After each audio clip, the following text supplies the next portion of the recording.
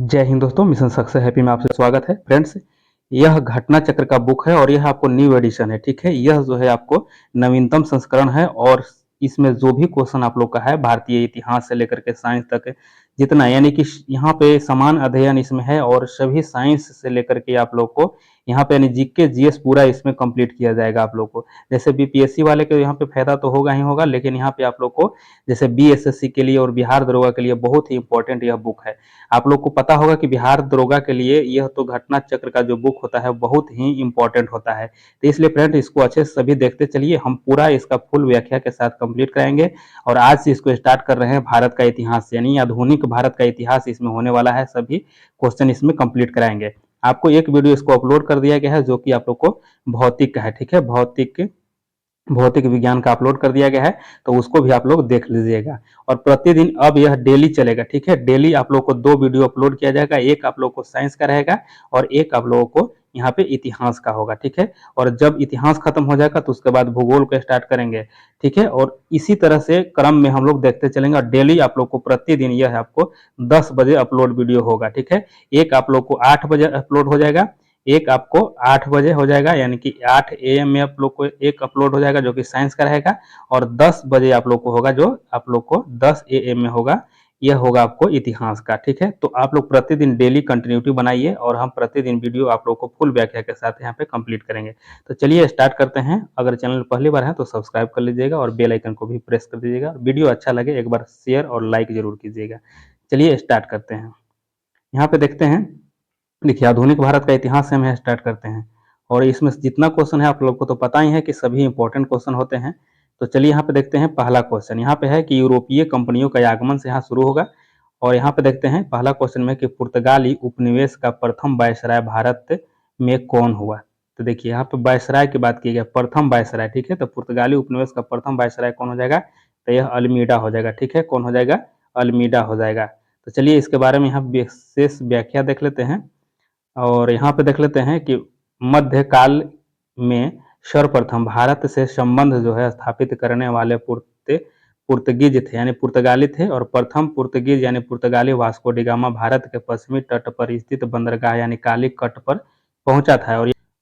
और यहाँ पे देखते हैं कि उसने यहाँ पहुंचकर भारत के नए समुद्री मार्ग की खोज की और कालीकट के तत्कालीन शासक जो जमोरिन थे, जमोरिन कालीकट के शासकों में पैतृक उपाधि धारण किया था। जो जामोरिन ने वास्को डी गामा का स्वागत किया। कौन किया, तो वास्को डी गामा को जामोरिन जो है स्वागत किया। और पुर्तगाली व्यापारियों ने भारत में कालीकट, गोवा, दमन, दीव और हुगली हुगली बंदरगाहों में अपनी व्यापारिक कोठी भी स्थापित किया। में अल्फा, यहाँ देखिए फ्रांसिस्को द अल्मीडा, यही फ्रांसिस्को द अल्मीडा है जो प्रथम वायसराय बन के आया था। ठीक है, तो फ्रांसिस्को द अल्मीडा भारत में प्रथम पुर्तगाली वायसराय था। प्रथम पुर्तगाली वायसराय अगर पूछे तो यह हो जाएगा आपको फ्रांसिस्को द अल्मीडा हो जाएगा, एवं गवर्नर बनकर आया था। ठीक है, तो यह वायसराय और गवर्नर बनकर आया था। व्यापारिक हितों के परिप्रेक्ष्य में हिंद महासागर में प्रभुत्व स्थापित करने के लिए अल्मीडा ने ब्लू वाटर पॉलिसी क्या चलाया था, तो ब्लू वाटर पॉलिसी यानी ब्लू वाटर पॉलिसी को इन्होंने लागू किया था, जिसको कहते हैं नीला जल की नीति का प्रतिपादन किसने किया था, तो यही अल्फा यहाँ पे फ्रांसिस्को द अल्मीडा हो जाएगा। ठीक है, याद रखना है अल्मीडा जो था यही वायसराय बनकर आया और ब्लू वाटर पॉलिसी को भी लागू किया, यानी नील जल यानी नीला जल की नीति को। चलिए नेक्स्ट क्वेश्चन आ गया, 2 नंबर प्रश्नों को देखते हैं। यहाँ पे है 2 नंबर में कि बंगाल की खाड़ी में समुद्री डकैती हेतु हुगली का उपयोग कौन करता था। देखिए यहाँ पे डकैती के लिए तो समुद्र में डकैती का काम जो हुगली क्षेत्र में करता था वह कौन करता था, तो यह हो जाएगा पुर्तगालियों सब करते थे। ठीक है, पुर्तगाली लोग, पुर्तगालियों द्वारा हुगली को बंगाल की खाड़ी में समुद्री लूटपाट के लिए अड्डे के रूप में इस्तेमाल करता था, तो यह पुर्तगाली लोग करते थे। चलिए नेक्स्ट क्वेश्चन आगे यहाँ देखते हैं, 3 नंबर है और कि भारत में 1613 में, ठीक है, भारत में 1613 ईस्वी में अंग्रेजों ने अपनी पहली फैक्ट्री कहाँ स्थापित किया था। देखिए यहाँ पे अंग्रेजों की बात किया गया है और 1613 में। ठीक है, तो 1613 में जो किया गया था वह सूरत में किया गया था। ठीक है, यह सूरत में किया गया था। चलिए इसकी व्याख्या देख लेते हैं। यहाँ पे है कि यहाँ पे कैप्टन विलियम हॉकिंस सूरत से मुगल दरबार, ठीक है, सूरत से मुगल दरबार अप्रैल 1609 ईस्वी में पहुंचा था, किंतु सूरत में फैक्ट्री की स्थापना की अनुमति पाने में सफल नहीं हुआ था। देखिए 1609 में आया, लेकिन यह जो है अनुमति मांगता था कि हमें स्थापित करने दीजिए फैक्ट्री, तो इन्हें नहीं सफल हुआ उस समय। तो यह 1600 यहाँ 11 में 1611 ईस्वी में पुर्तगालियों के विरोध के, आगे यहाँ पे देख लेते हैं, विरोध के बावजूद कैप्टन विरोध कर रहा था यहाँ पे, फिर भी बावजूद में कैप्टन मिंडल्टन सूरत के समीप सवाली पहुंचा और मुगल गवर्नर से वहां व्यापार करने की अनुमति पाने में सफल हो गया। कौन? तो यह देखिए कि कैप्टन मिडल्टन, ठीक है। तो यह जो है कि जो मुगल से व्यापार की जो अनुमति लेना था वह अनुमति इसको मिल गया। कैप्टन वेस्ट द्वारा सूरत के बंदरगाहों की विजय ने पुर्तगाली एकाधिकार की निरंतरता को भंग कर दिया, ठीक है। इसका पुर्तगाली जो था विरोध करता था अंग्रेजों को, लेकिन इन्होंने जब अनुमति ले लिया तो इन्हें निरंतरता को भंग कर दिया। और इसके बाद जहांगीर के शाही फरमान से अंग्रेजों ने सूरत में 1613 ईस्वी में, कब? सूरत में 1613 में इन्होंने स्थापित किया फैक्ट्री को, ठीक है। स्थापित रूप से अस्थायी रूप से एक फैक्ट्री स्थापित किया और यहाँ से अंग्रेजों ने अपने व्यापार को यानी कि व्यापार को देश के दूसरे भागों में फैलाया तथा शीघ्र ही अहमदाबाद, बुरहानपुर, अजमेर तथा आगरा में सहयोगी फैक्ट्रियों को भी स्थापित कर लिया। यह जो कहानी यहाँ पे देखें सब, यह सभी जो कहानी, इसको पुर्तगाली विरोध करते थे, लेकिन 1613 ईस्वी में इन्होंने स्थापित कर लिया सूरत में। कब? तो यह जहांगीर के फरमान जारी हुआ था, जहांगीर अनुमति दिया तब। चलिए नेक्स्ट क्वेश्चन आगे देख लेते हैं। 4 नंबर प्रश्न है कि निम्नलिखित में से किस अंग्रेज अधिकारी ने पुर्तगालियों को सवाली के स्थान पर हराया था? देखिए यहाँ पे कह रहा है कि पुर्तगालियों को सवाली के स्थान पर हराया था, तो यह हो जाएगा थॉमस वेस्ट, ठीक है, थॉमस वेस्ट। क्योंकि यह जो है पुर्तगाली सब विरोध करता था इसको फैक्ट्री लगाने से, तो यही थॉमस वेस्ट जो था यह जो है इसका हराया था पुर्तगाली को, तब जाकर के फैक्ट्री 1613 में लगा था। चलिए आगे यहाँ पे देख लेते हैं कि डच ईस्ट इंडिया कंपनी ने किस वर्ष अपनी फैक्ट्री पटना में स्थापित किया? देखिए डच ईस्ट इंडिया कंपनी की बात किया है और यह पटना में किया गया, ठीक है। पटना में फैक्ट्री की स्थापना कब किया गया था? 1632 में किया गया था, ठीक है। 1632 में। यह क्वेश्चन भी आप लोग को पूछा गया है और बिहार पुलिस में पूछा गया था, तो इसको भी अच्छे से समझते चलिए। आगे यहाँ पे देखते हैं इसका विशेष, यहाँ पे है कि पटना डिस्ट्रिक्ट गजेटियर इतिहास की किसी मानक पुस्तक या अन्यत्र 1632 ईस्वी में पटना में डच फैक्ट्री की स्थापना का कोई प्रमाण हमें नहीं प्राप्त हो सका है, किंतु बिहार लोक सेवा आयोग द्वारा निरंतर यह प्रश्न पूछा जाता है और इसका उत्तर जो है 1632 माना है, ठीक है, मानता है। और कुछ अप्रमाणित स्रोत में यह प्रमाण प्राप्त होता है कि सर्वप्रथम डचों ने पटना कॉलेज की उत्तरी इमारत में 1632 ईस्वी में डच फैक्ट्री की स्थापना की और इसकी रुचि क्या था? ताकि सूती वस्त्र, चीनी, सोरा, अफीम आदि से संबंधित व्यापार में था, ठीक है। इसका रुचि क्या था? तो सूती वस्त्र था, चीनी, सोरा, ये सभी का व्यापार होता था। चलिए आगे 6 नंबर प्रश्नों को देखते हैं कि डच ईस्ट इंडिया कंपनी ने किस वर्ष पटना में अपना कारखाना स्थापित किया? देखिए डच, यह भी क्वेश्चन पूछा गया है, तो यह हो जाएगा आपको 1632 में ही हुआ था। चलिए नेक्स्ट क्वेश्चन आगे यहाँ पे देखते हैं। यहाँ आगे है कि निम्नलिखित में से प्रथम कर्नाटक युद्ध का कौन सा तत्कालीन कारण था? तो जो प्रथम कर्नाटक युद्ध हुआ था इसका कारण क्या था? तो यहाँ पे ऑप्शन डी सही हो जाएगा कि अंग्रेजों द्वारा फ्रांसीसी जहाजों का अधिग्रहण। अंग्रेज क्या कर दिया था कि फ्रांसीसी जो जहाज था उसको लूट लिया था, ठीक है, अधिग्रहण उस पर कर लिया था, अपना कब्जा जमा लिया था। चलिए आगे यहाँ देख लेते हैं कि कर्नाटक का प्रथम युद्ध कब हुआ था? तो 1746 से 48 के बीच में हुआ था, ठीक है, 1746 से 48 के बीच में। और ऑस्ट्रिया के उत्तराधिकार का युद्ध से, ठीक है, युद्ध हुआ था जो 1740 ईस्वी में आरंभ हुआ था। और इसका आगे देख लेते हैं कि आगे का विस्तार मात्र था और गृह सरकारों को आज्ञा के विरुद्ध ही दोनों दलों यानी अंग्रेज और फ्रांसीसी में 1746 ईस्वी में युद्ध प्रारंभ हो गया। अंग्रेज कैप्टन यहाँ पे बर्नेट के नेतृत्व में, अंग्रेज का कैप्टन कौन था?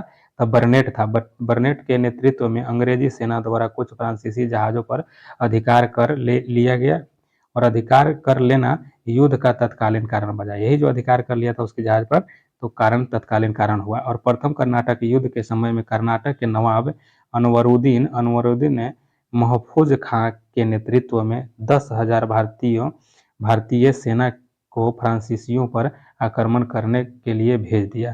कैप्टन पैराडाइज, ठीक है, कैप्टन पैराडाइज के नेतृत्व में फ्रांसीसी सेना ने अडयार नदी पर स्थित सेंट थोमे, देखिए सेंट थोमे नामक स्थान चलिए आगे थोड़ा सा इसको देख लेते हैं। यहाँ पे क्या हुआ कि फ्रांसीसी सेना अड्यार नदी पर स्थित थोम यहाँ पे सेंट थोमे नामक स्थान पर नवाब को पराजित कर दिया। ठीक है, तो यहाँ पे नवाब को पराजित कर दिया गया और यूरोप में युद्ध बंद होते ही कर्नाटक का प्रथम युद्ध जो है समाप्त हो गया और एक्सला सापेल यही संधि हुआ था। अगर पूछे आपसे कर्नाटक का प्रथम जो युद्ध की समाप्ति हुई थी तो एक्सला सापेल की संधि के द्वारा हुआ था और यह हुआ था 1748 में, यानी 1746 से स्टार्ट हुआ था और 48 में खत्म हुआ था। ठीक है, तो ये एकला सापेल ये याद रखना है, एक्सला सापेल की संधि से। चलिए आगे हम देख लेते हैं कि ऑस्ट्रेलिया के उत्तराधिकार का युद्ध जो है समाप्त हो गया तथा मद्रास अंग्रेजों को पुनः प्राप्त हो गया। अंग्रेज प्राप्त हो गया, अंग्रेज को पुनः मद्रास मिल गया और कर्नाटक का प्रथम युद्ध सेंट थोमे के युद्ध के लिए भी स्मरणीय है। ठीक है, तो सेंट थोमे का जो युद्ध है इसको भी याद रखना है, कर्नाटक का युद्ध से ही संबंधित है। चलिए नेक्स्ट क्वेश्चन आगे यहाँ पे देख लेते हैं। यहाँ पे है कि 1760 का प्रसिद्ध वांडीवास का युद्ध जो है अंग्रेज और किसके खिलाफ लड़ा गया था? देखिए फ्रांसीसी के बीच में हुआ था। देखिए ऐसे कहना वांडीवास यानी कि वॉशिंग मशीन की तरह धो दिया। किसको धो दिया? तो फ्रांसीसी को धो दिया। किसने? अंग्रेज, क्योंकि अंग्रेज बहुत ही शक्तिशाली था। ठीक है, तो यह 1760 में धो दिया। ठीक है, 1760 में वांडीवास कर दिया। किसको किया? तो फ्रांसीसियों को किया। चलिए इसके आगे विस्तारवादी को देख लेते हैं। विस्तार क्या है कि वांडीवास का युद्ध जो है जनवरी 1760 में अंग्रेजों तथा फ्रांसीसियों के मध्य हुआ और इस युद्ध में फ्रांसीसी पराजित हुआ और अंग्रेज सेना का नेतृत्व सर आयरकूट, देखिए आयरकूट था, यही का किया कि धर के कूट दिया। ठीक है, वांडीवास यानी वॉशिंग मशीन की तरह इसको धर के धो दिया और कूट दिया था कौन? सर आयरकूट ने। जबकि फ्रांसीसी सेना का नेतृत्व काउंट डी लाली किया। ठीक है, देखिए लाली, अब यहाँ से ऐसे याद कर सकते हैं कि आयरकूट जब कूटा इसको तो किसको कूट दिया? लाली को कूट दिया, यानी फ्रांसीसी सेना को कूट दिया। कौन? तो लाली को कूटा। ठीक है, तो लाली नेतृत्व कर रहा था फ्रांसीसी को। आयरकूट था यानी कूटने वाला कौन था? तो अंग्रेज का सेनापति था। ठीक है, तो चलिए नेक्स्ट क्वेश्चन आगे देखते हैं। वांडीवास का युद्ध समझ लिए आप लोग। नेक्स्ट क्वेश्चन देखते हैं। 9 का है कि उस क्षेत्र की पहचान करें जहां से यूरोप वासियों को सर्वोत्तम शोरा और अफीम प्राप्त होता था। तो देखिए यह जो है बिहार से ही प्राप्त होता था। ठीक है, बिहार से सबसे ज्यादा प्राप्त करता था। चलिए नेक्स्ट क्वेश्चन आगे यहाँ देख लेते हैं। यहाँ पे हो जाएगा आपको 10 नंबर देख लेते हैं। 10 नंबर में है कि अंग्रेजी शासन काल में भारत का कौन सा क्षेत्र अफीम उत्पादन हेतु प्रसिद्ध था? तो यह बिहार ही था। चलिए नेक्स्ट क्वेश्चन आगे यहाँ पे देख लेते हैं। यहाँ पे सूची 1 और सूची 2 को यहाँ पे मिलान करना है। ठीक है, तो यहाँ पे हम देखते हैं इसको कि सूची 1 में देखिए खोजकर्ता है और सूची 2 में यहाँ पे जन्म स्थल है। जैसे यहाँ पे देखिए क्रिस्टोफर कोलंबस है, तो यह किसका खोज किए थे? ठीक है, तो यह जो है किसका जन्म स्थल कहते हैं, जन्म स्थान? तो देखिए यहाँ पे जो क्रिस्टोफर कोलंबस है यहाँ कहाँ का होंगे? तो इसका सही आंसर क्या हो जाएगा? इसका सही आंसर हो जाएगा आपको ऑप्शन ए हो जाएगा, यानी कि यहाँ पे मिलाते चलते हैं। यहाँ पे ऑप्शन ए हो जाएगा, यानी कि यह जो हो जाएगा आपको 3 में जाएगा। ठीक है, कहाँ जाएगा? तो यह जो कोलंबस था यह कहाँ का था? तो यह इटली का हो जाएगा। ठीक है, यह इटली का होता है। और जैक्सन कार्टियर जो था यह कहाँ का हो जाएगा? तो यह हो जाएगा फ्रांस का हो जाएगा। ठीक है, और यहाँ पे सर फ्रांसिस ड्रेक जो है यह कहाँ का हो जाएगा? तो यह हो जाएगा यूनाइटेड किंगडम का हो जाएगा। और यहाँ पे देखिए फर्डिनेंड मैग्नल जो है यह कहाँ का? तो यह पुर्तगाल का हो जाएगा, पुर्तगाल का। ठीक है, तो इसको अच्छे से एक बार आप लोग मिला लीजिए। यहाँ पे चलिए इसको देख लेते हैं फिर से विस्तार में। देखिए क्रिस्टोफर कोलंबस जो था इटली का था और यहाँ पर जैक्सन कार्टियर जो था यह फ्रांस का और सर फ्रांसिस ड्रेक जो था यह यूनाइटेड किंगडम का और फर्डिनेंड मैगलन जो था यह आपको पुर्तगाल का था। चलिए आगे यहाँ पे देख लेते हैं। अब यहाँ पे ईस्ट इंडिया कंपनी और बंगाल के नवाब को हम लोग देखेंगे। चलिए यहाँ पे देखते हैं। चलिए यहाँ पे हो जाएगा पहला क्वेश्चन है इनमें से किसे भारत में ब्रिटिश साम्राज्य का संस्थापक माना जाता है? देखना है इसमें से ऑप्शनों से भारत का जो ब्रिटिश साम्राज्य का संस्थापक कौन था? तो यह क्लाइव था। ठीक है, लॉर्ड क्लाइव हो जाएगा। चलिए नेक्स्ट क्वेश्चन आगे यहाँ पे देख लेते हैं, इसको विस्तार में देखते हैं। जैसे भारत में ब्रिटिश साम्राज्य का संस्थापक लॉर्ड क्लाइव को माना जाता है और लॉर्ड क्लाइव ने प्लासी के युद्ध जो है 23 जून 1757 में बंगाल के नवाब सिराजुद्दौला को हराकर भारत में ब्रिटिश साम्राज्य की नींव रख दी। जब यह जो युद्ध हुआ था उसी समय से यह संकेत मिलना शुरू हो गया कि अंग्रेज का आधिपत्य होगा। उसी समय से शुरुआत हो गया, यानी नींव डाल दिया। ठीक है, सिराजुद्दौला को जब यह हराया था तब। चलिए आगे यहाँ पर देख लेते हैं। प्लासी की विजय के बाद क्लाइव को बंगाल का गवर्नर बना दिया गया। जब यह विजय प्राप्त कर लिया तो इसको बंगाल का गवर्नर बना दिया गया। याद रखना है बंगाल का प्रथम गवर्नर कौन होगा? तो यह लॉर्ड क्लाइव ही हो जाएगा। तथा वह 1758 से 60 में और 1765 से 67 ईस्वी तक बंगाल का गवर्नर रहा। ठीक है, यह 2 टर्म के लिए रहा था। ठीक 60 में फिर हट गया, फिर 65 से 67 तक बना था। इस और इसने बंगाल में द्वैध शासन को लागू किया था। देखिए यहाँ पे क्वेश्चन आपको बनेगा कि बंगाल में द्वैध शासन किसने लगाया, तो लॉर्ड क्लाइव के द्वारा लगाया गया। सिराजुद्दौला को किसने हराया, तो यह लॉर्ड क्लाइव के द्वारा हराया गया। यह प्लासी का युद्ध जो हुआ था, अंग्रेज का नेतृत्व किसने किया, तो लॉर्ड क्लाइव के द्वारा किया गया। यह सब क्वेश्चन यहाँ से बनेगा। चलिए नेक्स्ट क्वेश्चन आगे यहाँ पे देख लेते हैं। 2 नंबर में बक्सर की लड़ाई के बाद किस संधि पर हस्ताक्षर किया गया। देखिए बक्सर की लड़ाई जब हुआ था तो इलाहाबाद की संधि हुई थी। इलाहाबाद में 2 संधि हुई थी, याद रखना है 2 संधि हुई थी। चलिए आगे यहाँ पे विस्तार पूर्वक पहले समझ लेते हैं कि बक्सर की लड़ाई जो है अक्टूबर 1764 ईस्वी में मीर कासिम, अवध के नवाब शुजा उदौला और मुगल सम्राट शाह आलम द्वितीय की संयुक्त सेना तथा अंग्रेज के मध्य हुआ था। इस युद्ध को, यह जो बक्सर का युद्ध हुआ था यह सभी के बीच में हुआ था और युद्ध में अंग्रेज विजयी रहा और ब्रिटिश सेना का नेतृत्व हेक्टर मुनरो ने किया था। ठीक है, यह क्वेश्चन पूछता है। और इस युद्ध की समाप्ति पर इलाहाबाद की संधि हुआ था 1765 में। ठीक है, और यह संधि मुगल बादशाह शाह आलम द्वितीय, बंगाल के नवाब मीर कासिम तथा अवध के नवाब शुजा-उद-दौला के बीच में हुआ था। ठीक है, एक हुआ था, हमको स्मरण में आ रहा है कि एक 12 अगस्त को शायद हुआ था। ठीक है, 12 अगस्त और एक हुआ था 16 अगस्त। 2 डेट में यहाँ पे 1765 में यह संधि हुआ था। चलिए आगे यहाँ पे देख लेते हैं। आगे यहाँ पे हो जाएगा कि इलाहाबाद की संधि के बाद रॉबर्ट क्लाइव ने मुर्शिदाबाद का उप दीवान किसे बनाया। जब इलाहाबाद का संधि हुआ तो रॉबर्ट क्लाइव मुर्शिदाबाद में किसको उप दीवान बनाया था, तो यह देखिए मोहम्मद राजा खां को, याद रखना है मोहम्मद राजा खां को मुर्शिदाबाद में इसको उप दीवान बना दिया गया। चलिए आगे इसका विस्तार में समझते हैं। देखिए इलाहाबाद की संधि, इलाहाबाद की दूसरी संधि, देखिए कहे ना कि अगस्त में हुआ था और 16 यह होगा। ठीक है, यह 16 अगस्त 1765 के अनुसार भगोड़े सम्राट शाह आलम द्वितीय को अंग्रेजी संरक्षक में ले लिया गया तथा उसे इलाहाबाद में रखा गया और शाह आलम द्वितीय ने अपने 12 अगस्त 1765 के फरमान द्वारा कंपनी को बंगाल, बिहार, उड़ीसा, वर्तमान ओडिशा की दीवानी अस्थायी रूप से दे दिया, क्योंकि डर के मारे यह दे दिया था। ठीक है, जिसके बदले में कंपनी ने सम्राट को यानी 26 लाख रुपया देगी। यह जो है 26 लाख रुपया दिया, उसके बदले में बिहार, उड़ीसा ये सभी दे दिया गया अंग्रेज को। आगे देखते हैं, तथा निजामत के व्यय के लिए 53 लाख रुपये देगी। ठीक है, और इस समय कंपनी सीधे कर संग्रह करने का जो भार न तो लेना चाहती थी। ठीक है, यानी कह रहा है कि यहाँ पे कि सीधे कर संग्रह करने का भार न तो लेना चाहती थी और नहीं उसके पास ऐसी क्षमता थी। ठीक है, इसीलिए तो यहाँ पे आगे देखते हैं कि कंपनी ने दीवानी कार्य के लिए 2 उप दीवान रखा। इसलिए वह जो डायरेक्ट कर नहीं लेता था, टैक्स नहीं लेता था, उसके लिए इन्होंने आदमी रख दिया। तो उप दीवान किसको रखा, उप दीवान जो है मुर्शिदाबाद यानी बंगाल के लिए मोहम्मद राजा खान को रखा और बिहार के लिए सिताब राय को रखा। ठीक है, याद रखना है, यानी कि सिताब राय को रखा। तो इसे याद कर सकते हैं, मुर्शिदाबाद जो बंगाल क्षेत्र था उसमें यहाँ मोहम्मद रजा खान को रखा गया क्योंकि यहाँ ज़्यादा मुस्लिम क्षेत्र था इसलिए। और यहाँ पे बिहार में जो था, बिहार में राजा सिताब राय को रखा, तो बिहार में सिताब राय को रखा। ठीक है, याद रखना है। और यहाँ पे इनको सभी को नियुक्ति कर दिया गया। मोहम्मद राजा खां उप नाजिम के रूप में कार्य करते थे और इस प्रकार समस्त दीवान तथा निजामत का कार्य भारतीयों द्वारा ही चलता था। यद्यपि उत्तरादित्व कंपनी का था। ठीक है, यह जो है उत्तराधिकारी जो एक तरह से था, वो कंपनी को ये सभी यहाँ से कर वसूल कर देते थे। चलिए आगे यहाँ पर देख लेते हैं 4 नंबर प्रश्न को। यहाँ पे है कि सम्राट शाह आलम द्वितीय ईस्ट इंडिया कंपनी को बंगाल, बिहार तथा उड़ीसा की दीवानी प्रदान किया। तो यह कब प्रदान किया गया, ठीक है, तो यह आपको बताया था कि 12 अगस्त को। ठीक है, 12 अगस्त को हुआ था, इसी में इन्होंने सभी दीवानी प्रदान किया था। चलिए आगे यहाँ पर देख लेते हैं।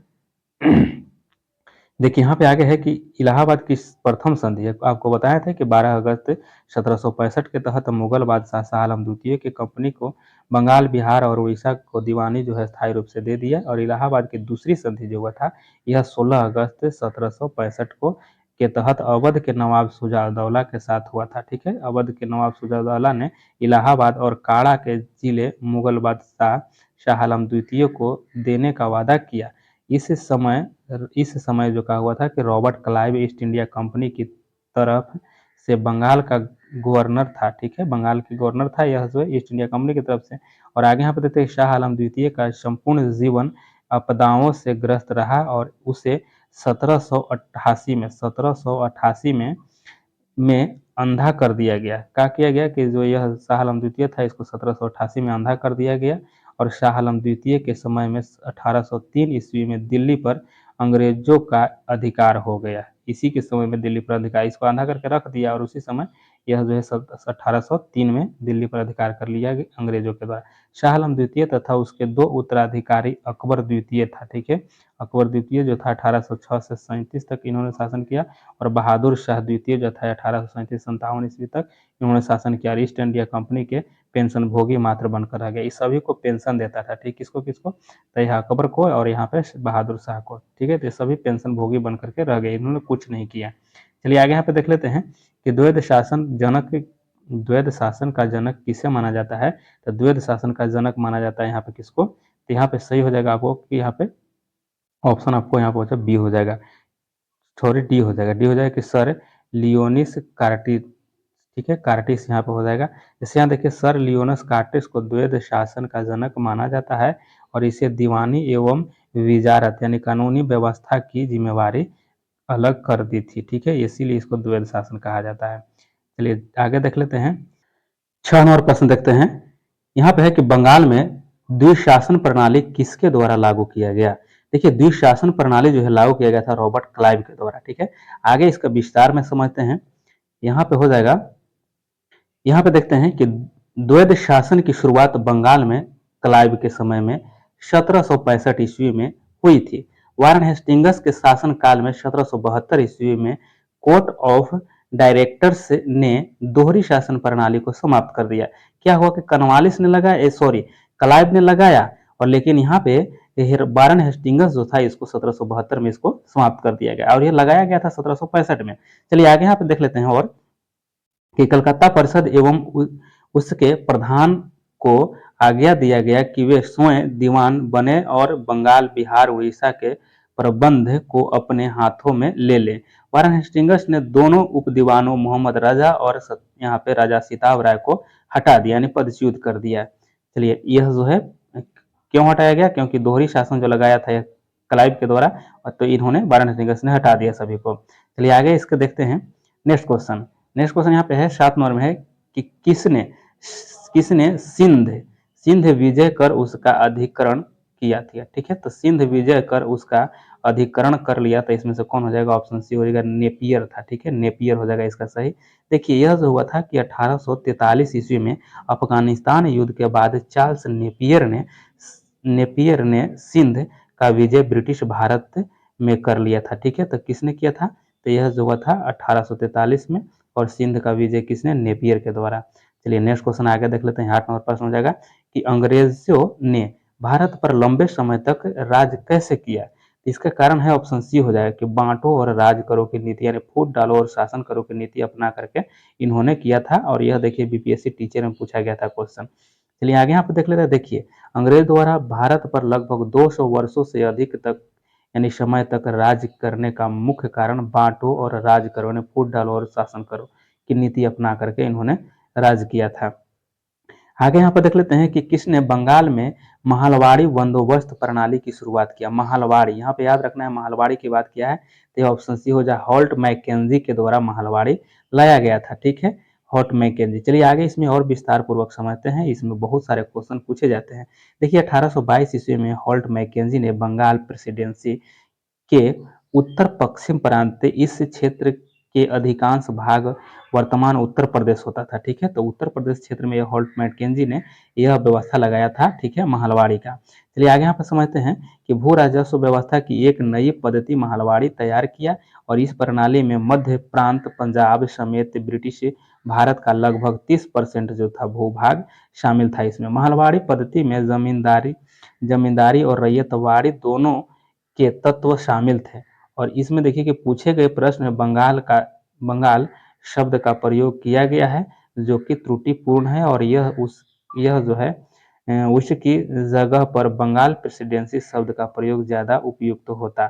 चलिए चलिए आगे यहाँ पे देख लेते हैं, इसका तो सही हो गया जो भी था आगे। चलिए आगे यहाँ पे 10वें प्रश्नों को देखते हैं कि बंगाल प्रांत के साथ बिहार प्रांत को कब मिलाया गया, यानी बंगाल के साथ जो है बिहार को कब मिलाया गया। देखिए यहाँ पे सही हो जाएगा, ऑप्शन सी हो जाएगा कि यानी 1733 ईस्वी में, 1733 ईस्वी में इसको मिला लिया गया। चलिए इसके आगे विस्तार देखते हैं। 1733 ईस्वी में बिहार सूबा का विलय बंगाल सूबा में किया गया। बंगाल के तत्कालीन नवाब शुजा-उद-दौला था, कौन, शुजा-उद-दौला ने बंगाल प्रांत को 4 भागों में बांट दिया।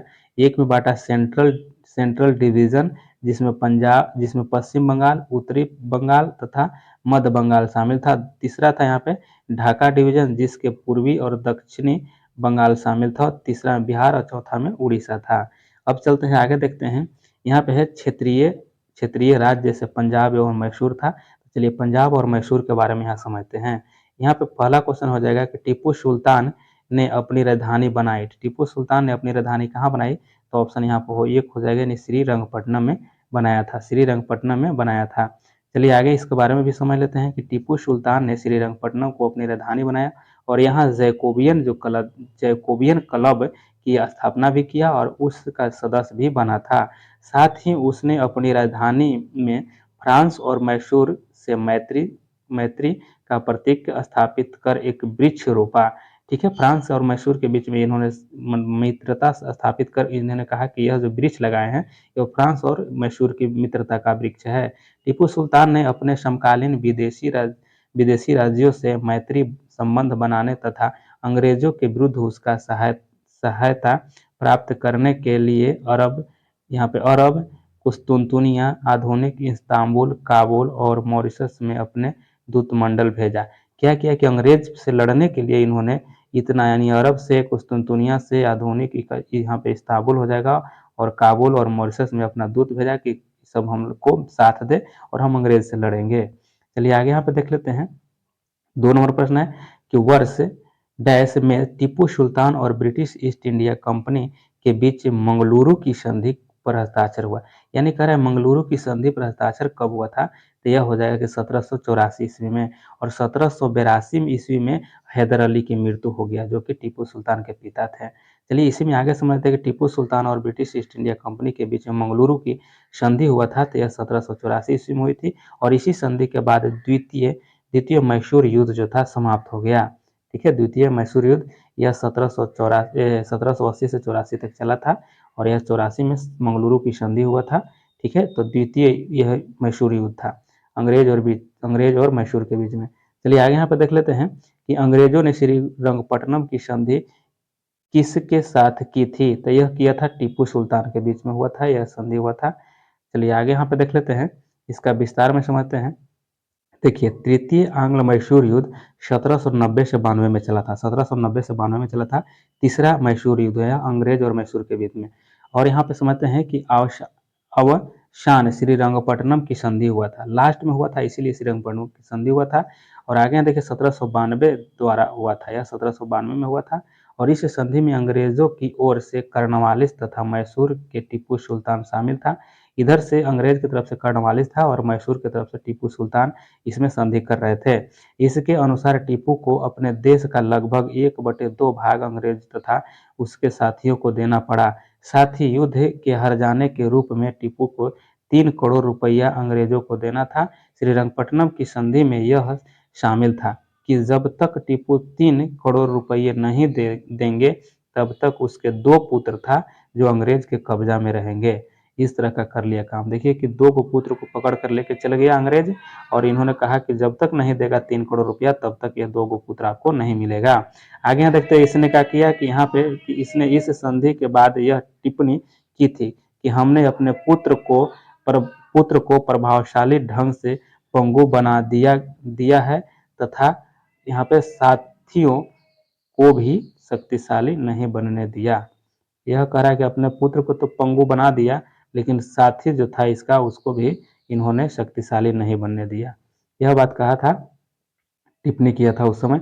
आगे यहाँ पे देख लेते हैं, यहाँ पे है कि रंजीत सिंह ने यहाँ पे सुप्रसिद्ध कोहनूर हीरा प्राप्त किया था। तो रंजीत सिंह था, यह जो है शाह शुजा से, किसको से, शाह शुजा से इन्होंने यह कोहनूर हीरा को प्राप्त किया था। चलिए इसके बारे में और देख लेते हैं। यह देखिए पंजाब अहमद शाह अब्दाली के सम्राट का भाग था और परंतु 1773 ईस्वी में उसकी मृत्यु के पश्चात सुल्तान कश्मीर इत्यादि कुछ छोटे छोटे भागों को छोड़कर शेष पर सिख मिसलों का अधिकार हो गया था।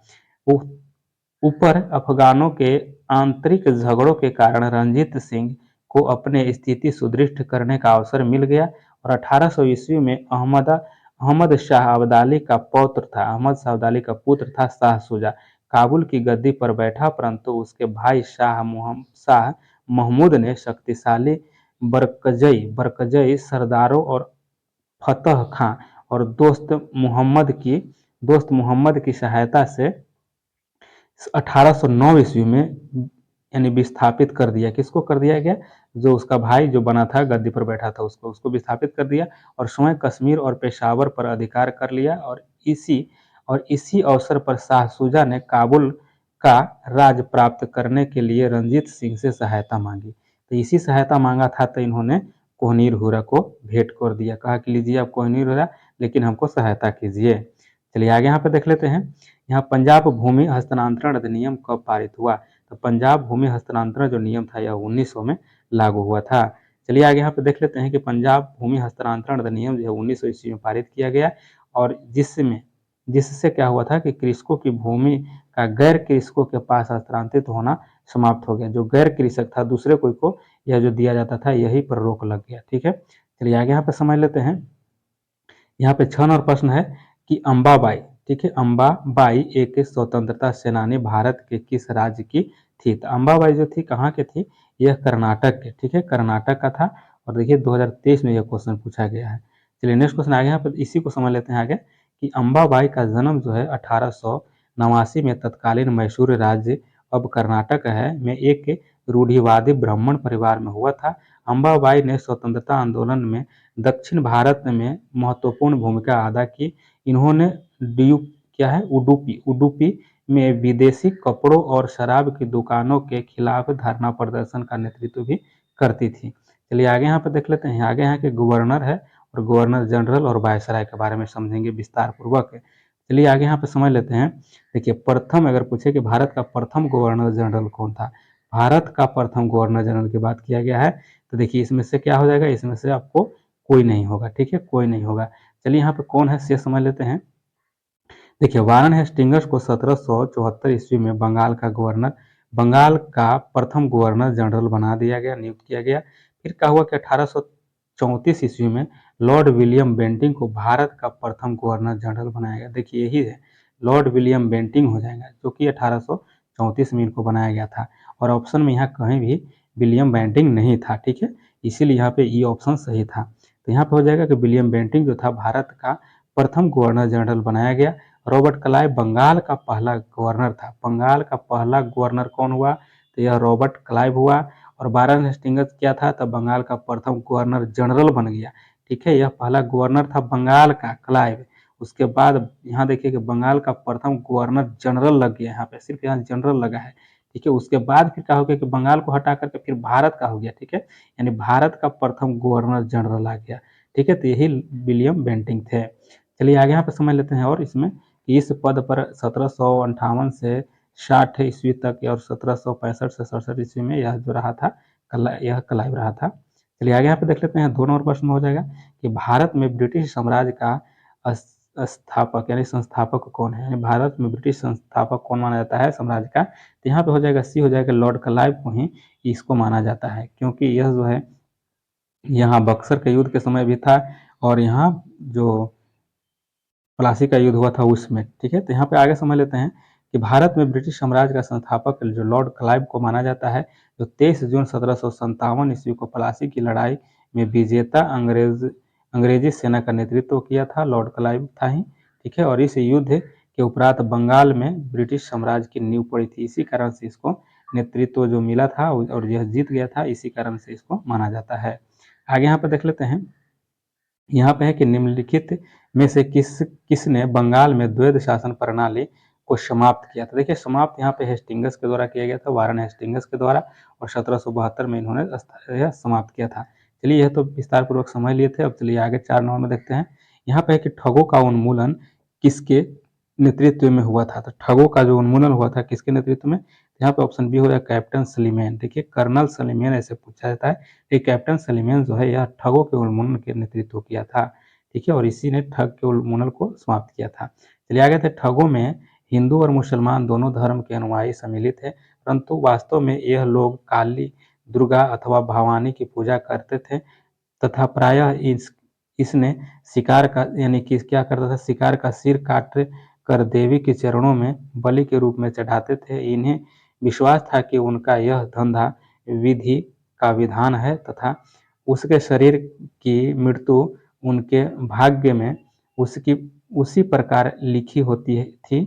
सती प्रथा के प्रश्न पर तो कुछ मतभेद था, किंतु ठगी के विषय में समस्त जनता ने सरकार का समर्थन किया। लॉर्ड विलियम बेंटिंक ने कैप्टन सलीमैन को ठगों के विरुद्ध कार्रवाई करने के लिए नियुक्त किया। कहा कि यह ठग के विरुद्ध कार्रवाई कीजिए, सलीमैन को कहा, कौन, तो विलियम बेंटिंक ने कहा। और उसने लगभग 1500, देखिए 1562 में, 1562 और 1826 से लेकर के, देखिए 1826 से 1835 ईस्वी के मध्य में यह ज़्यादा चर्चित में था। यह 1562 में ही ठगों को बंदी बनाया जाता था, ठीक है। उसने ठगों को फांसी दी गई, ठीक है। क्या किया कि अनेक ठग को उस समय फांसी दे दिया गया था, शेष को आजीवन निर्वासित कर दिया गया। और यहाँ पे 1837 ईस्वी के पश्चात संगठित रूप से ठगों का अंत हो गया था। कब ठगों का अंत हो गया, तो यह 1837 में। नेक्स्ट क्वेश्चन आ गया, देखते ठगों का उन्मूलन किसके नेतृत्व में हुआ था, तो किसके नेतृत्व में हो जाएगा, तो यहाँ पे सलीमैन सही हो जाएंगे। नेक्स्ट क्वेश्चन आ गया, यहाँ पे देख लेते हैं 6 नंबर में हो जाएगा कि भारत में ठगी अतिक्रमण करने का श्रेय किसे प्राप्त है। तो ठगी का जो अतिक्रमण किसने किया था, तो सलीमैन के द्वारा। अतिक्रमण का मतलब क्या हुआ, ठगों को हटाने का काम किया। आगे यहाँ पर देखते हैं, यहाँ पे हो जाएगा कि भारत में प्रथम रेलवे लाइन किस ब्रिटिश गवर्नर के समय में बिछाई गई थी। तो देखिए यहाँ पे लॉर्ड डलहौजी के समय में, और यह हुआ था 1853 में, ठीक है, 1853 में। चलिए इसका विस्तार पूर्वक समझते हैं। भारत में रेलवे निर्माण की दिशा में प्रथम प्रयास ब्रिटिश गवर्नर लॉर्ड डलहौजी द्वारा किया गया, और प्रथम रेलवे लाइन जो है 1853 ईस्वी में बम्बई से ठाणे के बीच में डलहौजी के समय बिछाई गई थी। और दूसरी रेल लाइन जो है रेलवे लाइन, यह 1854 में कलकत्ता के से रानीगंज में बिछाई गई थी। अगर आपसे पूछ ले कि दूसरी बार कब बिछाया गया था, तो किसके किसके बीच, तो इसको याद रखिएगा, हो सकता है कि क्वेश्चन पूछ ले। चलिए आगे यहाँ पे समझते हैं। यहाँ पे 8 नंबर प्रश्नों को देखते हैं। यहाँ पे हो जाएगा कि निम्नलिखित में से सामाजिक सुधार विलियम बेंटिंक के प्रभाव किया, यानी प्रारंभ जो किया गया था, तो इसके द्वारा क्या क्या सही इसमें हो जाएगा, ठीक है। तो इसका सही हो जाएगा क्या क्या, तो इसमें हो जाएगा आपको एक हो जाएगा, यानी सती प्रथा का उन्मूलन किया, दास प्रथा का भी उन्मूलन इन्होंने किया, फिर उसके बाद ठगों के संगठित गिरोहों का दमन कर दिया गया। तो ऑप्शन यहाँ पे सी सही हो जाएगा इसमें, ठीक है। चलिए नेक्स्ट क्वेश्चन आगे यहाँ पे देखते हैं। चलिए इसका विस्तार पूर्वक समझ लेते हैं, ठीक है। देखिए लॉर्ड विलियम बेंटिंक ने 1828 ईस्वी में बंगाल प्रेसिडेंसी का गवर्नर जनरल बना, और 1829 ईस्वी में उन्होंने सती प्रथा का अपराध घोषित कर उस पर उन्मूलन किया। बेंटिंक के काल में ही भारत सरकार अधिनियम 1833 पारित किया गया, और इसमें दास प्रथा के उन्मूलन का प्रावधान किया गया था। बेंटिंक ने ठगों के गिरोहों के विरुद्ध भी अभियान चलाकर उसका दमन करने का प्रयास किया। बेंटिंक ने शिक्षा और प्रेस की स्वतंत्रता पर भी काम किया, और 1835 ईस्वी में वह इंग्लैंड वापस चला गया 1835 में, और धर्म परिवर्तन के कारण अयोग्यता के प्रावधान को 1850 ईस्वी में हटाया गया। अंततः कथन 1, 2 और 4 इसका सही हो जाएगा। चलिए आगे यहाँ पे देख लेते हैं, सती प्रथा को गैर कानूनी किसने घोषित किया, तो विलियम बेंटिंक हो जाएगा, ऑप्शन यहाँ पे बी हो जाएगा। नेक्स्ट क्वेश्चन आगे देखते हैं कि अफगानिस्तान के प्रति आक्रमण नीति किस वायसराय ने अपनाई थी। तो यहाँ पे हो जाएगा लॉर्ड लीटन, ठीक है, लॉर्ड लीटन देखिए 1876 ईस्वी में लॉर्ड लीटन के वायसराय बनकर, यानी लॉर्ड लीटन ने वायसराय बनकर आने पर अफगानिस्तान के प्रति अपनाई गई नीति में परिवर्तन लाया, और यहाँ पे देखिए कुशल आक्रमणीयता की नीति के स्थान पर अग्रगामी नीति का भी अनुसरण होने लगा। चलिए आगे यहाँ पे देख लेते हैं। तो यहाँ पे 11 नंबर है कि लॉर्ड लिटन निम्नलिखित में से किससे संबंधित नहीं है। ठीक है, तो डी यहाँ देखिए इल्बर्ट बिल जो है यह सही इसका नहीं हो जाएगा। बाकी स्टैची कमीशन, सशस्त्र अधिनियम और वर्नाकुलर प्रेस्ट एक्ट ये सभी को इन्होंने लाया था। चलिए इसके बारे में थोड़ा सा समझ लेते हैं कि लॉर्ड लिटन यहाँ पे इल्बर्ट बिल विवाद से संबंधित नहीं है। Ilbert bill viceroy Lord Ripon के समय में था। ठीक है, इल्बर्ट बिल जो आया था लॉर्ड रिपन के समय में था। और आगे यहाँ पे देखते हैं कि इसके कार्यकाल में पेश किया गया और इस जो है बिल में वरिष्ठ भारतीय न्यायाधीशों को यूरोपीय अपराधियों पर मुकदमा चलाने की अनुमति देने की मांग किया गया था इल्बर्ट बिल में। आप यहाँ पर देखते हैं कि किसने सिंध विजित कर उसका अधिग्रहण किया। तो देखिए आगे हम लोग देख चुके थे, 80 हो जाएगा नेपियर के द्वारा। चलिए आगे देख लेते हैं। यह जो है 1843 ईस्वी में चार्ल्स नेपियर द्वारा सिंध को पूर्ण रूप से ब्रिटिश साम्राज्य में मिला लिया गया था। आगे यहाँ पर देख लेते हैं। आगे यहाँ पर हो जाएगा आपको 13 नंबर प्रश्न है। देखिए इसमें यहाँ पे सूची 1 है और सूची 2 को यहाँ पे मिलाना है, व्यक्ति और विषय है। ठीक है, तो यहाँ पे हो जाएगा आपको राइट आंसर इसका सही क्या हो जाएगा, तो ऑप्शन इसका सही हो जाएगा सी हो जाएगा। ठीक है, सी इसका सही हो जाएगा, राइट आंसर इसका सी है। यानी कहने का यहाँ पे देखते हैं, मिलान कर लेते हैं। मैकडोनाल्ड जो है, मैकडोनाल्ड हो जाएगा, यह कहाँ हो जाएगा, यह 2 में जाकर के मिलेगा, कम्युनिकल अवार्ड से संबंधित हो जाएगा मैकडोनाल्ड। लिनलिथगो जो है, लिनलिथगो यह हो जाएगा आपको अगस्त प्रस्ताव से संबंधित। और डलहौजी जो हो जाएगा यह डॉक्ट्रिन ऑफ लेफ्ट से हो जाएगा। और यहाँ चेम्सफोर्ड जो हो जाएगा द्वैध शासन से हो जाएगा। ठीक है, यह इसका राइट हो जाएगा आपको। चलिए नेक्स्ट क्वेश्चन आगे देख लेते हैं। यहाँ पे सुरक्षा प्रकोष्ठ की नीति, सुरक्षा प्रकोष्ठ की नीति संबंधित है, तो किससे संबंधित हो जाएगा, तो यह वारेन हेस्टिंग्स से संबंधित। याद रखिएगा, सुरक्षा प्रकोष्ठ की नीति आएगा तो वारेन हेस्टिंग्स से संबंधित है। नेक्स्ट क्वेश्चन आगे यहाँ पे देख लेते हैं। यह वही बात कही गई है, यहाँ हम डायरेक्ट इसको देख लेते हैं, जो यहाँ नीति जो था वो सब देख लेते हैं। ठीक है, आगे यहाँ पे है कि कंपनी का भारतीय रियासतों से समानता के लिए संघर्ष जो किया गया था 1740 से 65 में। सुरक्षा प्रकोष्ठ की नीति या घेरे की नीति इसको भी कहते हैं, यह 1765 से 1813 ईस्वी तक था, यह चला था। आगे यहाँ देखिए यहाँ अधीनस्थ पार्थक्य की नीति, यह 1813 से 57 तक चला था, 1857 तक। आगे यहाँ देखते हैं अधीनस्थ संघ की नीति जो है यह 1858 से यह 1935 तक चला था। और बराबर के संघ की नीति, ठीक है, बराबर के संघ की नीति जो था यह 1935 से 47 तक यह चला था। यह सब नीति कब कब चला था यह दिया गया है। ठीक है, आगे यहाँ पे देख लेते हैं। 15 नंबर प्रश्न हो जाएगा कि लॉर्ड वेलेस्ली की सहायक संधि को स्वीकार करने वाला पहला मराठा सरदार कौन था। तो यहाँ पे ऑप्शन 1 हो जाएगा कि पेशवा बाजीराव द्वितीय था। किसने, पेशवा बाजीराव द्वितीय जो था यह वेलेस्ली की सहायक संधि को स्वीकार किया था। चलिए आगे इसका विस्तार पूर्वक समझ लेते हैं कि वेलेस्ली ने भारतीय राज्यों को अंग्रेजी राजनीति की परिधि में लाने के लिए सहायक संधि प्रणाली का प्रयोग किया था। और उसने सहायक संधि का आविष्कार नहीं किया। इस प्रणाली का अस्तित्व तो पहले से ही था तथा वह जो है समय समय यानी धीरे धीरे विकसित हुआ। ठीक है, इसके समय में विकसित हुआ। संभवतः डुप्ले प्रथम यूरोपीय था जिसने अपने सेना को किराए पर भारतीय राजाओं को दी थी। ठीक है, जो डुप्ले था यह सबसे पहले इन्हीं लोगों ने जो था सहायक संधि प्रारंभ किया था। चलिए आगे देख लेते हैं कि अंग्रेजों ने भी यह प्रणाली अपनाई और प्रथम सहायक संधि जो था यह 1765 ईस्वी में अवध से ही किया गया, जब कंपनी ने निश्चित धन के बदले उसकी सीमाओं की रक्षा करने का वचन दिया। और सहायक संधि स्वीकार करने वाले राज्य थे कौन कौन, तो देखिए हैदराबाद था, यह हैदराबाद सबसे पहले किया था, तो यह 1798 में। ठीक है, उसके बाद मैसूर 1799 में, तंजौर यह किया गया था अक्टूबर 99 में, अवध किया गया था यहाँ पे 1801 में, पेशवा 1802 में, फिर यहाँ पे बड़ार के भोसले भी किया गया था। तो यहाँ पे हम लोग याद इसको कैसे करेंगे, हम त अवध के पेशवा बनब। ठीक है, पेशवा बनब ऐसे लिखा कि हम त अवध के पेशवा बनब। तो इसको ह से हो गया हैदराबाद, हैदराबाद कब, तो 1798 से याद करना है। और म से हो गया मैसूर हो जाएगा, क्योंकि यह 1 साल के बाद हुआ 1799 में। त से कौन हो गया, तो त से तंजौर हो गया, जो कि 1799 में ही। हम त अवध का पेशवा बना, अवध कब हुआ, तो यह 1801 में हुआ, पेशवा 1802 में हुआ, तो हम त अवध के पेशवा बनब, बनब माने बड़ार हो गया अभी, ठीक है। तो ये सबको याद रखना, बड़ार 1803 में हुआ था। तो आगे यहाँ पे देखिए कि सिंधिया भी था 1804 में, जोधपुर, जयपुर, मछुआरा, ये सभी शामिल हुआ था इसमें। चलिए नेक्स्ट क्वेश्चन आगे यहाँ पे देख लेते हैं।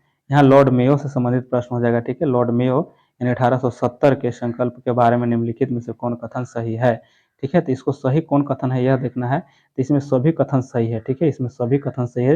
इससे हो जाएगा केंद्रीय और प्रांतीय वित्त को विभाजित करने वाला यह पहला कदम था, और प्रांतीय सरकारों को कुछ सेवाएं प्रशस्ति करने का भी अधिकार दिया गया था, और इसके मौजूद असमानताओं को सुधारने का भी प्रयास किया गया, और इसमें प्रांतों की वास्तविक आवश्यकताओं पर ध्यान केंद्रित किया गया। तो ये सभी इसमें शामिल था। चलिए आगे यहाँ पे देख लेते हैं। यहाँ पर हो जाएगा 17 का है कि निम्नलिखित में से किस यानी निम्न में से किस विदेशी रियासतों को अंग्रेजों ने अपने क्षेत्र में नहीं मिलाया था। देखिए इसमें से नहीं, ग्वालियर को नहीं मिलाया था, ठीक है, ग्वालियर को नहीं मिलाया था। चलिए आगे यहाँ पे देख लेते हैं इसके बारे में। देखिए प्रश्नगत विकल्प में ग्वालियर जो रियासत को अंग्रेज द्वारा अपने क्षेत्र में नहीं मिलाया गया था, सिंध का विलय लॉर्ड एलनबरो के समय में 1842 से लेकर के 44 ईस्वी के शासनकाल में किया गया था। लॉर्ड डलहौजी के शासनकाल में कुशासन के आरोप लगाकर अवध को विलय किया गया था। यह 1856 में अवध को विलय कर लिया गया था, कुशासन का आरोप लगाया था, बरियरी इसको मिला लिया अवध को 56 में, और व्यक्तिगत सिद्धांत के द्वारा सतारा का विलय किया गया था 48 में, ठीक है। चलिए आगे यहाँ पे देख लेते हैं। यहाँ पे लॉर्ड लीटन निम्नलिखित में से किससे संबंधित नहीं है। लॉर्ड लीटन जो है इल्बर्ट विट पहले भी देखे थे, ठीक है। चलिए आगे देख लेते हैं। यहाँ पे 19 का है, 19 का कि भारत के वायसराय के रूप में किसके कार्यकाल में महान शहीद भगत सिंह सुखदेव राजगुरु को फांसी दिया गया। देखिए यहाँ पे यहाँ जो है लॉर्ड इरविन के समय में दिया गया था, ठीक है, लॉर्ड इरविन के समय में। यहाँ देखते हैं महान शहीद क्रांतिकारी भगत सिंह सुखदेव राजगुरु को वायसराय इरविन के समय में कार्यकाल इसका था। देखिए कि 3 अप्रैल 1926 से और 18 तक, ठीक है, 18 अप्रैल 1931 के कार्यकाल में था, ठीक है। तो 23 मार्च 1931 ईस्वी को फांसी दिया गया था। तो यह हो जाएगा आपको इरविन के समय में ही, ठीक है। आगे देख लेते हैं। 20 नंबर प्रश्न हो जाएगा कि इंपीरियल कैडेट कॉपर्स की स्थापना किसने किया था। तो ऑप्शन बी हो जाएगा, लॉर्ड कर्जन के द्वारा किया गया था। चलिए आगे यहाँ पे देख लेते हैं। 21 में हो जाएगा यहाँ पे कि महारानी विक्टोरिया को भारत की सामग्री नियुक्त किया गया था। तो इसका सही आंसर ऑप्शन सी हो जाएगा कि 1877 में सामग्री नियुक्त किया गया था विक्टोरिया को। आगे यहाँ देखते हैं कि जैसी उपाधि अधिनियम यानी कि राजसी उपाधि अधिनियम जो था, यह ब्रिटिश संसद द्वारा 1876 में पारित किया गया था, और इस अधिनियम के तहत महारानी विक्टोरिया के 1 जनवरी 1877 को दिल्ली दरबार में भारत की सामग्री घोषित किया गया, और इस प्रकार सम्राट एडवर्ड 7 को वर्ष 1903 में तथा जॉर्ज 5 को पंचम को वर्ष 1911 में भारत का सम्राट घोषित किया गया। नेक्स्ट नंबर को देखते हैं कि किसने स्वतंत्र भारत के प्रथम प्रधानमंत्री जवाहरलाल नेहरू का साहस और दूरदर्शिता के एक उत्कृष्ट नेता के रूप में अभिवादन किया है। तो यहाँ पे हो जाएगा आपको माउंटबेटन, ऑप्शन ए यहाँ पे सही हो जाएगा। चलिए आगे यहाँ पे देख लेते हैं। यहाँ पे आगे है कि मुझे विश्वास है कि कांग्रेस अपने विनाश की तरफ जा रही है, और मेरे यह बड़ी इच्छा भारत में रहते रहते होगी कि इसने शांतिप्रिय निधन के लिए इसका सहायक बनूं। यह बात किसने कहा था, ठीक है। तो यह बात जो कहा था, यह कहा गया था किसके द्वारा। तो यह कहा गया था यह कर्जन के द्वारा। इसने क्या कहा था कांग्रेस के बारे में कि यह जो है विनाश की तरफ जा रहा है, ठीक है, और मेरा इच्छा दिली है कि मैं इसे विनाश होते हुए देखूं ऐसे तरह से, और इसको विनाश में सहायता करूं, ऐसी कोई बात था, ठीक है। चलिए आगे यहाँ पे देख लेते हैं। आगे यहाँ पे हो जाएगा 24 का कि निम्न में से किस वायसराय के कार्यकाल में भारतीयों को राय बहादुर और खान बहादुर की उपाधि प्रदान करना प्रारंभ हुआ था। तो यह हो जाएगा इसमें से ऑप्शन ई हो जाएगा, ठीक है, ई हो जाएगा। देखिए देख लेते हैं आगे। यहाँ पे है कि 1857 के विद्रोह के समय अंग्रेजों की सहायता करने वाले देसी शासकों, जमींदारों आदि को अपना विश्वास पात्र बनाने के लिए उन्होंने उपाधियां और यानी खिलअत, भूमि अनुदान, ऋण माफी आदि सुविधाएं प्रदान की जाने लगी, और इससे हिंदुओं को दी जाने वाली प्रमुख जो उपाधि था राय बहादुर और यहाँ मुस्लिमों एवं पादरियों को दी जाने वाला समकालीन उपाधि था वह खान बहादुर था। ठीक है, जो कि 1859 एवं 1860 में इस उपाधियों को दिए जाने के लिए साक्ष्य मिलते हैं। ठीक है, ये सभी उपाधि दिया गया था उस समय जब 1857 को इन्होंने साथ दिया था अंग्रेज को। इन लोगों को साथ नहीं देना चाहिए था अंग्रेज को, लेकिन इन्होंने दे करके गद्दारी किया था देश के साथ। चलिए 25 नंबर क्वेश्चन देखते हैं। 25 नंबर में है कि प्रथम भारतीय जिन्होंने स्वाधीन भारत में गवर्नर जनरल का पदभार ग्रहण किए थे, तो यहाँ पे ऑप्शन बी हो जाएगा, सी राजगोपालाचारी हो जाएगा। इसके बारे में समझ लेते हैं। सी राजगोपालाचारी जो हैं यह वर्ष 1948 से 50 तक स्वतंत्र भारत के प्रथम भारतीय और अंतिम गवर्नर जनरल थे और इस पद पर 26 जनवरी 1950 तक रहे और वर्ष 1952 से 54 तक मद्रास के मुख्यमंत्री रहे थे और वर्ष 1959 में विभिन्न मुद्दों पर कांग्रेसी नेताओं से मतभेद के कारण कांग्रेस छोड़कर स्वतंत्र पार्टी यानी कि इन्होंने स्वतंत्र पार्टी की स्थापना कर लिया था। चलिए आगे यहाँ पे देख लेते हैं। 26 में हो जाएगा यहाँ पे कि स्वतंत्र भारत के पहले भारतीय गवर्नर जनरल थे, तो यह हो जाएगा ऑप्शन आपको एक हो जाएगा, सी राजगोपालाचारी हो जाएगा। और फ्रेंड्स आप लोग को नेक्स्ट वीडियो में यह आपको ब्रिटिश शासन का भारतीय अर्थव्यवस्था पर क्या प्रभाव था यह सभी हम लोग देखेंगे। जैसे कि हो जाएगा इसमें और क्या क्या है, यहाँ पे अंग्रेज शासन में प्रथम कौन सी अफीम युद्ध चला था, हम यहाँ पे अस्थायी बंदोबस्त, ये सभी जो हो जाएगा आपको यह आपको नेक्स्ट वीडियो में अपलोड किया जाएगा। तो फ्रेंड्स आप लोग इसको अच्छे से एक बार ज़रूर देखिए और वीडियो को एक बार शेयर करिएगा आप लोग, क्योंकि आप लोग वीडियो शेयर नहीं कीजिएगा तो वीडियो आगे नहीं बढ़ेगा और वीडियो शेयर कीजिएगा तो फ्रेंड्स हम वीडियो कंटिन्यू आप लोग के लिए लाएंगे। और जो भी इसमें है आप लोग को इतिहास है, साइंस है, भूगोल है, सभी आप लोग को इसमें कंप्लीट हम करा देंगे। पूरी बुक को समाप्ति इसमें करेंगे हम और प्रतिदिन 2 सेट इसमें अपलोड किया जाएगा, एक आपको साइंस का और एक आप लोग को यहाँ पे आप लोग को एक इतिहास का रहेगा। ठीक है, जब इतिहास समाप्त हो जाएगा तो भूगोल को स्टार्ट करेंगे। तो फ्रेंड्स एक बार आप लोग कमेंट जरूर कीजिएगा कि यह कंटिन्यू रखा जाए या नहीं रखा जाए, तो आपका कमेंट का इंतज़ार हम ज़रूर करेंगे और इसमें सुधार की क्या आवश्यकता है ये सभी बातों को लेकर आप लोग ज़रूर कमेंट कीजिएगा और एक बार लाइक भी ज़रूर कीजिएगा। चलिए आप लोग को नेक्स्ट अपलोड किया जाएगा वीडियो।